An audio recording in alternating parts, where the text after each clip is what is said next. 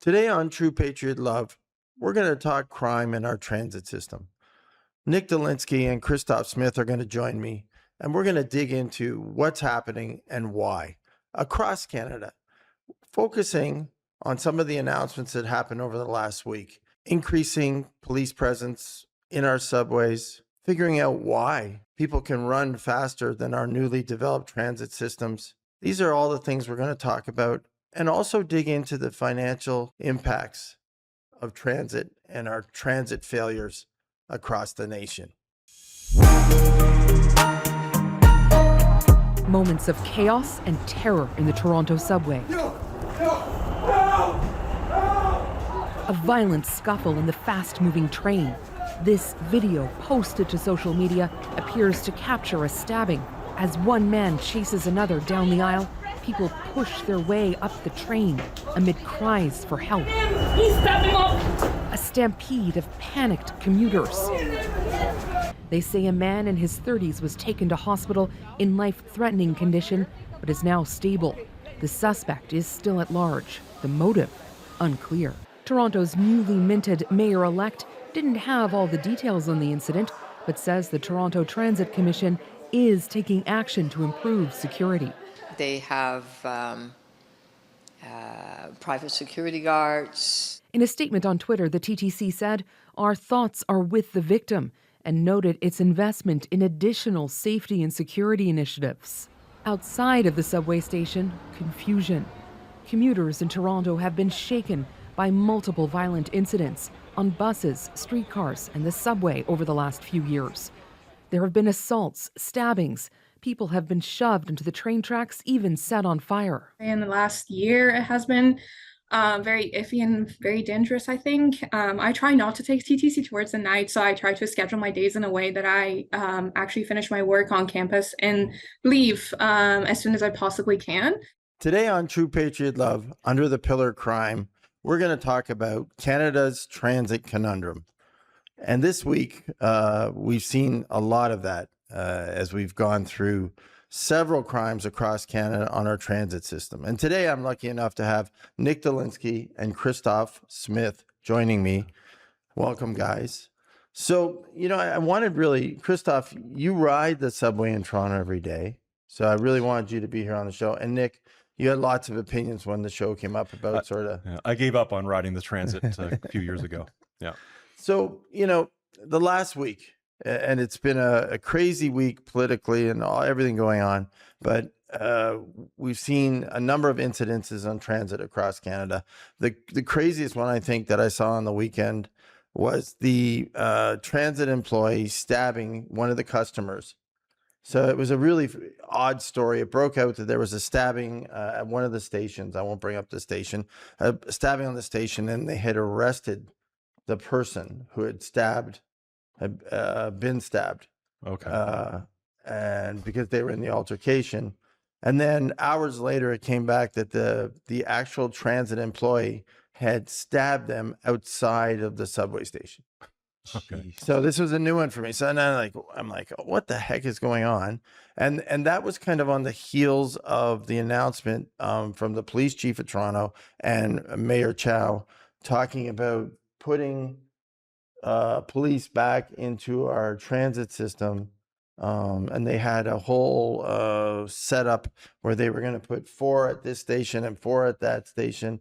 And Christoph, you and I talked about it, right? Yes. Yeah. Yeah. Just that plan to show more police or officer presence, and just, yeah, we're not sure if that's the right direction, especially with the recent story that it was the people in uniform that kind of caused the problem or the scare. So now I feel like people aren't really 1,000% confident with having more representation, but more looking for like a solution or something that is actually obtainable or implementable. Well, it has to work, quite frankly, because if you're going to grow as a city, which we're trying to grow as a city, we have grown as a city. We've grown up to crazy number. I think we're at GTA is 7.6 million people right now.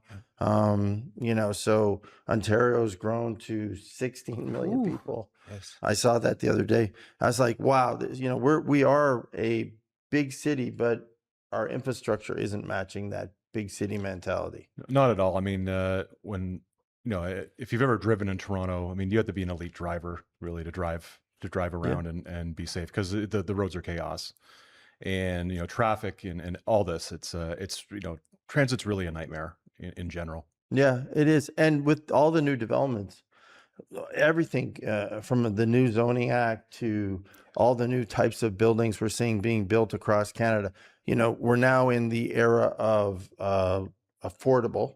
I talk about it a lot in other shows. Affordable means a lot of things, but what affordable really means, and you see it in the zoning of all these buildings, no parking. So when they say affordable, usually when they actually pass that building, whether it be a sixplex, a multiplex, whether it be small apartments, it doesn't require parking. It has bike racks in the back. So, you look at it and you think, okay, great. But if our transit system's not working, then how do we make this work? Because our population's growing, transit is key, and people right now are afraid to go on to our transit system. Yes. Yeah, they're afraid, and also, in my case, I was less worried about my safety and more just I don't have the time in my life to use transit every day. Right. I either have to show up a half an hour early or 5 minutes late for almost anything. If you're taking the bus or the subway or whatever, there are delays constantly. It doesn't go everywhere.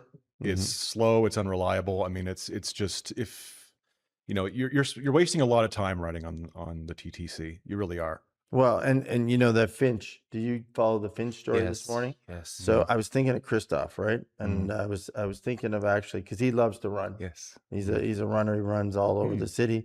So I was thinking about actually for that new Finch West line, actually of having a video of Christoph outrunning the cars, like literally, and because they're now saying it takes 55 minutes to go 10 kilometers. Yes. So what are you doing? So out of curiosity, what's your kilometer time? Ooh. Roughly. You don't have to be right on. Yes. Are you doing 4 minutes? Yes, about running 4. So he's doing 4 minutes. So he's there in 40 minutes, but that car's there in 55. Yeah. Oh, I've seen. I've been on the Spadina streetcar and had an old lady pulling groceries beat our streetcar on Spadina. Oh yeah. I watched her walk all the way out of the distance while I'm sitting at a light on the Spadina streetcar. Yeah, it's like just get out and walk at that point. You look at it now and you think to yourself, has crime grown? Because I know the last 3 trips on the subway for me, and you do it every day. I had a butt naked guy come on and sit across from me. Yes. And which I was astonished that everyone in the car just kept reading their book or looking at their phone. And I'm thinking to myself, how the heck? Like he had no pants on. Yes. Right. And I'm like, and I don't take that. And I'm like, and so, he's sitting like here, like you are. He said, right, like you're Nick. And I'm like, can you put your pants on? Like, please. Like, I don't, and I'm like, what do I do now? Yeah. Because no one's paying attention. I had a guy, I don't know what he was doing, but he was freebasing something at a very noisy level at the back of the car on the second trip, which was, and then he passed out on the floor, Of course. which, at that point. And then the third trip, quite frankly, I didn't make because the car stopped. There was an emergency. I had to go above ground. I had to catch an Uber, hustle to my meeting, which was a lunch, to get there. So, and that's aside from the mental health crisis. There was just a delay for unrelated reasons. yeah. Wow. Yeah. Well, Yeah, I mean, I've walked through my share of clouds of meth while walking through a subway station in Toronto. yeah. There are people just sitting there just doing hard drugs, glass pipe in their hand. Yeah. It seems more prevalent. And then for some reason, now I know they do have a police. Do you see, like, when I'm not on the car every day. I'm not on the subway or the train or anything. Yes. So are you seeing So presence as you're traveling? no, personally, no, not especially in ratio to the crazy stuff that's happening or things that are out of the norm. I'd say as a people or the population taking the TTC, we kind of accepted or were desensitized to like issues, late cars, late all these things. So then when these occurrences happen, people are like, oh, this is kind of like a normal day, which is kind of a scary feeling in itself, where it's like a naked person on the subway. Oh, that's just Tom on Tuesday, you know, Thursday, you know, someone else is going to come, or someone's unfortunately using the bathroom on there, or, you know, and that's not even the normal like partiers, or the partiers don't even take the TTC anymore because it's too weird, you know. crazy, So yeah. late night they rather walk it off. So all both, you know, everything you're saying is like it's a real thing. And just today, even an example, it took just from Spadina down to Lakeshore, it took about 2 hours and a bit. And the weather came. Not only are we dealing with just issues of delays, constructions, carts are stopped. You have to get off the cart, then it goes backwards, then another cart comes. Today there was snow, so it was a slush party for all the buses. People were trying to stay dry. They're getting splashed, you know, and then there's a fire today in the subway. So then everyone had to leave the subway and take shuttle buses.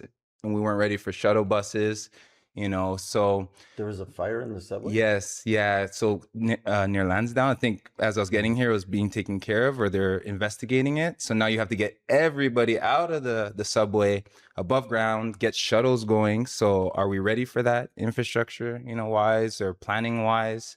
So now people are late, wet. People don't have their boots. You know, they're not everyone's from Canada, knows the Yeah. that's so those are true. just a couple things. But yeah, today was a prime example when like weather and like poor planning, you know. To speak on that apathy in terms of, you know, no one saying anything when these things happen. Well, there's a good reason for it. I mean, previous years when I rode the subway, you know, someone would come on and start blaring music, and you know, you just think, turn that off, please. It's always, you know, they always have the worst taste in music ever. Of course, anyone who thinks that's okay to do. But then you think to yourself, like, if they think that's okay to do here, they're probably not well Right. in the head. You know, they're not. So me going over there and telling them to turn it off might lead to, and I read a story last week. Yes. Guy got stabbed like 13 times or something like Yeah. that for Yeah. telling a guy to turn his music off. That's Oh, it. yeah. Just tell the guy to turn his music off, you know? So yeah, it's that apathy is real, and it's sort of like you don't want to get involved. You do not want, you're trapped on this train Yeah. with this person. Well, look at New York, you know, where that gentleman unfortunately ended up strangling that gentleman who came, and it was a big controversy. He ended up getting off, and it's a terrible incident, but quite frankly, he was mentally ill. They struggled. He actually had military training, went to a chokehold, and ended up killing him, right? Because he overdid it. He went, you know, he went too far. But you don't want to be in those, like, you know, you look at it, again, I'm sitting across from a guy with no pants. Yes. You know, am I happy? No, I'm come from a generation where, quite frankly, we would probably get into a fight with someone who did that. Yeah. Right. Yes. And you know, you brought up a good point about people not being from Canada. So I find it interesting, and this is a really something I think Canadians need to understand, who are born in Canada and grow up in Canada. People who are immigrating to Canada, a lot of them come from countries where a lot of this stuff isn't acceptable. So the reason they're not taking the subway is because they get on the subway and they see these things and they're like, okay, my country wouldn't accept that. So they're not going to go back to the subway. They're going to do whatever they can and pay whatever they need to pay to get a car, to get insurance, which is wildly over expensive for new immigrants who come to Canada. But you know what? The ones I know, or the people that I interact with, they'll do it. They'll do it because, quite frankly, they know what a crap show it is to get on there, and they're not used to it. They're not used to, you know, screaming, yelling, drugs, guy with no pants. The countries they come from, they would be tortured or beaten if they actually did that in a public forum. So they're like, I wouldn't. People in my country wouldn't be able to do this, but in this country, they are, and they do it on public transit. So they shy away from it. And the numbers after COVID. So I just wanted to share the numbers with you because it's very interesting. The numbers after COVID, So the TTC, we're going to talk about the TTC, and then we're going to talk about Metrolinx for a minute. I'm focusing on Toronto. By the way, this problem, when you look at it crime-wise, is across from Calgary to Vancouver to, you know, the transit system in Nova Scotia, New Brunswick. You hear stories all over, right? Fighting, stabbings, shootings on the transit systems, right? And more so, I think the stats coming out of, we were looking at this morning, the stats coming out of COVID have just grown to a kind of top level at 2024. It is starting to kind of stabilize a little, but it's actually stabilized at a high amount. So the crime rates on transit have gone up, and they've kind of leveled, but they're still high. So, you know, I go back to let's talk the TTC for a minute, because that was the announcement the other day with the mayor, Mayor Chow.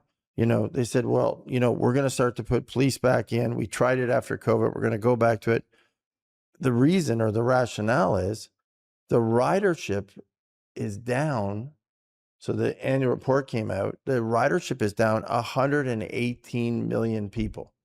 Wow. So they lost 118 million people from the high of 2015.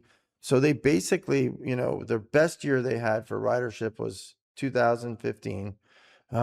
They were growing, and then they hit this apex. It stayed pretty level up until 19. I think they did 525 million rides in 2019. And then we hit COVID. No one rode. Remember, they canceled buses, whatever. No one came back. Very few people came back. So, and when I mean very few people, you know, they lost 118 million people. So now the challenge. So here's the challenge. And I'm an accountant, so I'll just bore you with some numbers, right? Here's the challenge. You've dumped a lot of money into the transit system. So I went and looked last night. I said, okay, my accountant's brain, what is the capital expenditure life to date on the Toronto transit system? 3,000 vehicles are in that system. It has 8,600 employees now. But how much did it spend to build the infrastructure for that? And it's about $24 billion. So over the years, we spent about $24 billion. The net value of the remaining after the depreciation and the write-offs is about $13 billion. So it's a lot of money. And over the years, you know, quite frankly, we just kept reinvesting. So in 2015, when we were at our apex of ridership, we had only spent 15 billion on the system. We doubled down from 15 to 2024. We spent another $9 billion.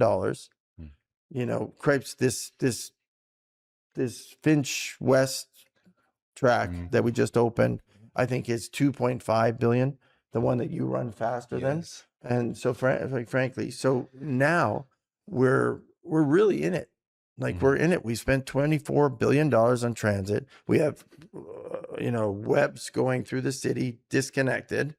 We have, you know, almost 9,000 employees. It's a big entity.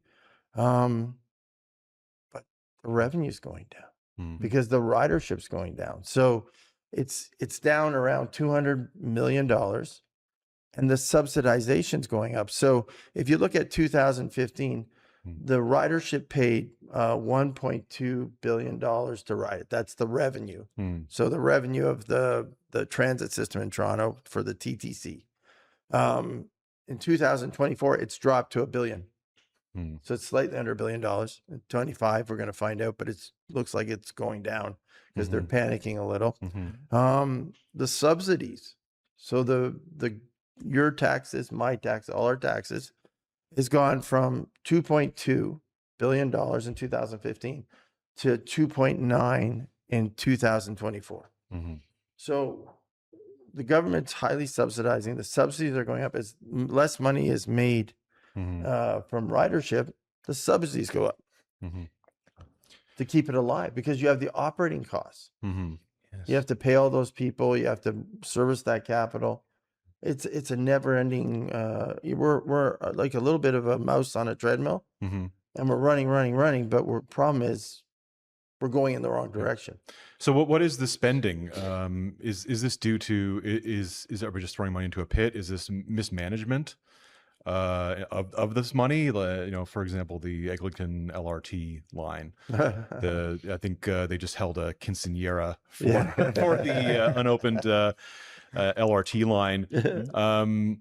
Is this just incompetence, or what's getting in the way of this? Well, it's a good question, Nick. I don't really know. The one thing I would say is we're just not good at building transit. We're not great at roads, and we're not good at building transit. So we've I think we can keep trying to build transit lines and systems and everything else. But at some point, we got to say, time out.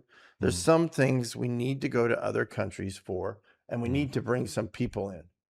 Right. And, we were talking about it before. Yes. What are some of the other countries have really great transit systems, right? Yes.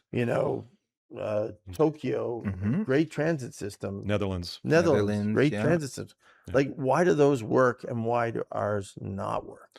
I think a big problem that complicates all of this is that the infrastructure in Canada and North America in general is a lot different from, say, Japan or the Netherlands. Oh, big time. How they set up the roads, how the zoning, things like this. So they're already working with a system that's probably more transit friendly, versus North America, where a lot of our urban planning is just car-centric. Yes. So we're working around something that's car-centric. That's ultimately, and I think that's what's slowing down your track there. Yes. Is crossings. I think it was red lights or something like that. The trains don't get priority. Yes. Things like this, and yeah. So I think that's a big complication now. I think it's still, even if we are starting in a different spot, I think it's really worthwhile to take a look at these countries. Certainly not I can't think of a good system that exists in the U.S. or Canada. Maybe Montreal would be the most shining example in North America. Well, it's interesting because the U.S., and Christoph, you know this from New York, right? Yes. People left it. Yes. Chicago, people left it. They right now, because of the crime and the undependability of the systems, the people abandoned the transit systems. So they keep them because major cities usually have them, but people don't ride them. And I think they've tried in New York recently again to put a full police force. And, you did some stats about why don't you talk a little bit about where they use full police forces in subway systems? Yes. So New York City, their MTA system, they adopted a high police visibility and a little bit of like a homelessness outreach, but they have 1,000 NYPD officers deployed during peak hours. Wow. So 1,000. Wow, 1,000. Yeah. And you do see it when you're there, by the way. When I do go in and out of New York, I do, and I do ride the subway during the day, not at night, but I do see a lot of police presence, like at each of the stops. When you get out, when you go in, there's a police right when you pay. There's a police officer there or two. There's always people there. And they even delegate a bit of the force to target sweeps for weapons and also fare evasion. Oh, which is good. Well, that's the one thing I do notice: fare evasion, like huge issue now. I have a story of fare evasion. This is probably 2017 or something like that. Was it was the Dundas station, I believe. Was going in. A guy comes, just basically skips the queue to not pay. Transit police stop him. Hey, the guy just balls his fist at the guy, and the transit police just goes. And other riders looked at the police going like, "What are you doing?" And he said, like, "I can't stop that guy." And I believe him. He said, like, I can't stop a guy who's just gonna physically fight me, So that's the thing. Like, it's I wouldn't want to be that guy's job. I'm not talking trash about him, but it's just, you can't, when you can't be, he's probably dealing with people like this every day. You can't be getting to fist fights with people every day. Lunatic, people who could be carrying a weapon, could be whatever, they're just going to go, okay, go ahead, I guess. But yeah, no, and I'm with you. And the other places have actually deployed in-house police systems in their, Yes. yeah. And versus Toronto, which is more focused on a non-police crisis workers. So it's like versus New York, which is the police first. So here we have the police or people that we're putting in there are targeting more along like the mental health or Yeah. violence. So it's a little bit of a different intention, and even in the officer presence. So you get an intervention here. Intervention here, Right, so not yeah. protection We or call like your say- family members, they come down to the transit, we sit around doing an intervention. Yes. No. Yeah. State's a little different. Yeah. Yeah, and that's the challenge. We're kind of at that. And people say, well, that we don't want more police officers in the subway system. We can't afford that either. But we're kind of at that crossroads now. We really are. All pun aside, we've spent all this money. We have all this infrastructure in play. We're bringing people and we're creating new zoning that doesn't account for parking. So like we're pregnant. Yeah. Right. We're there. We're basically, we got to figure out what we're going to do now, because we can't go. And I love these kind of discussions where people get on the TV and they say, we should build new highways and we should do this and we should do that. Great. Got it. Right. What are you going to do with your transit system? Because you got to figure that out first, because you've already sunk all this money into it. We don't own, unfortunately, we don't own our toll highway, or a lot of our highways, we don't own. So throughout Canada, and quite frankly, we struggle because of that. But we have to kind of make that decision from a planning perspective.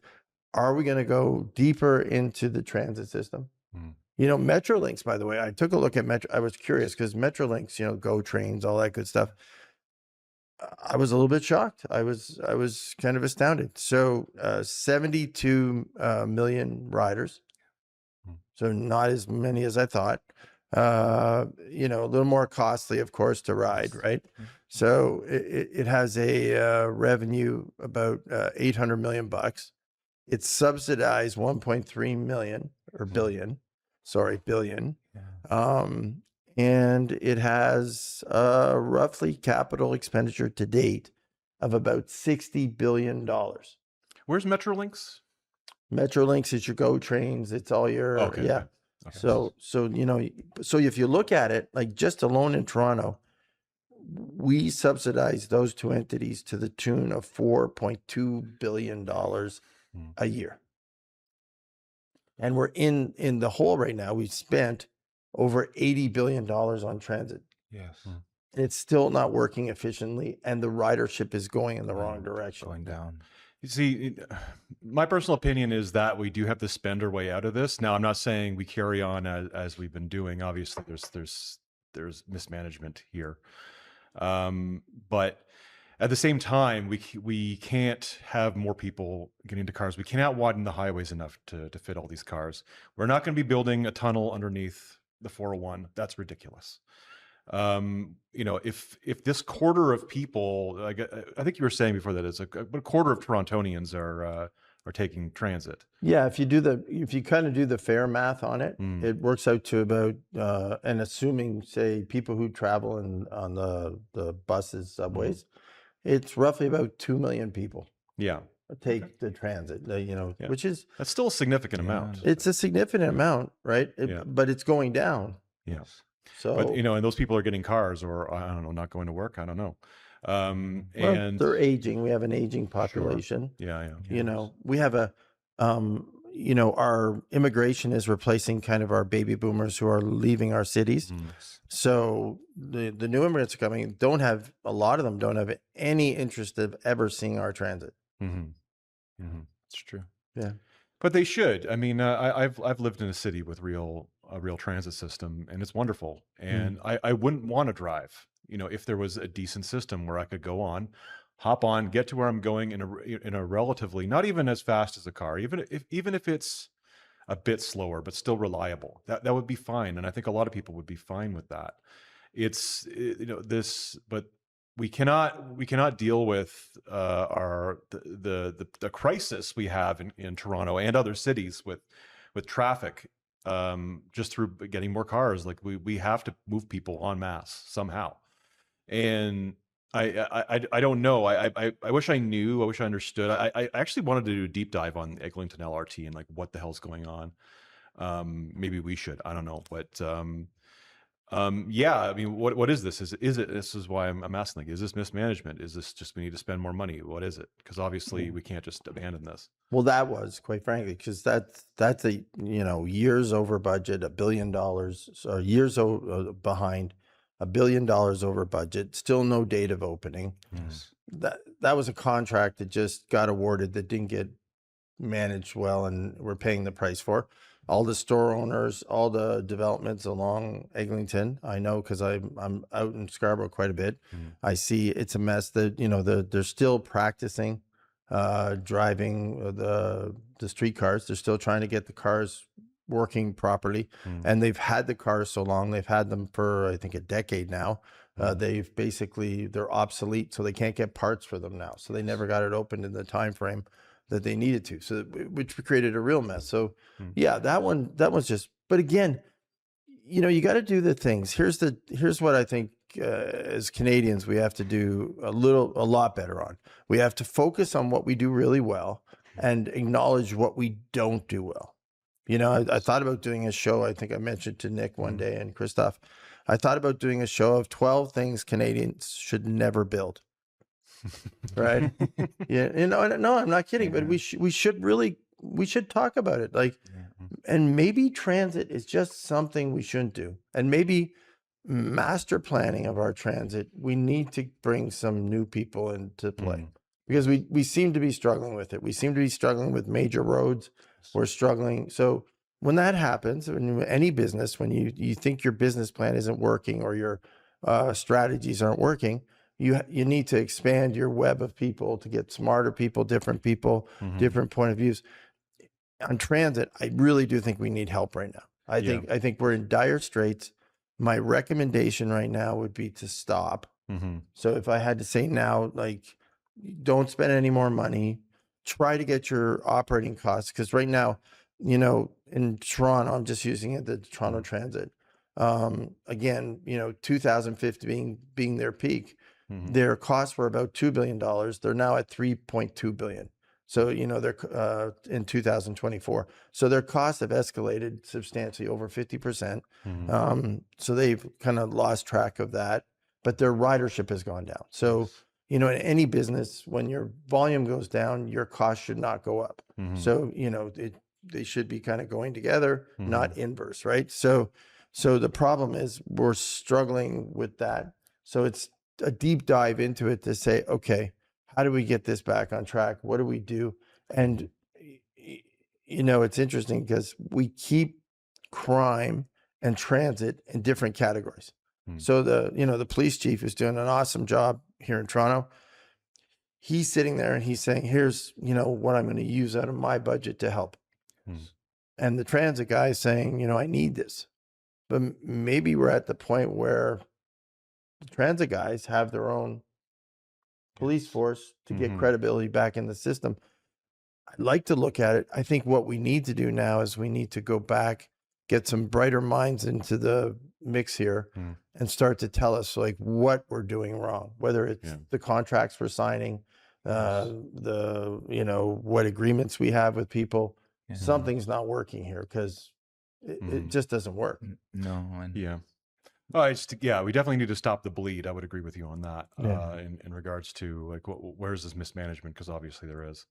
And also, it kind of seems to be a reoccurring narrative, not only like in the city, but if you think back to the urban planning for even like where our highways went or the major like veins or intersections in regards to like historical properties that couldn't be touched. So it's like houses were kept in certain major areas, which caused the highways to go a different or not the ideal way, which has led to a lot of traffic today.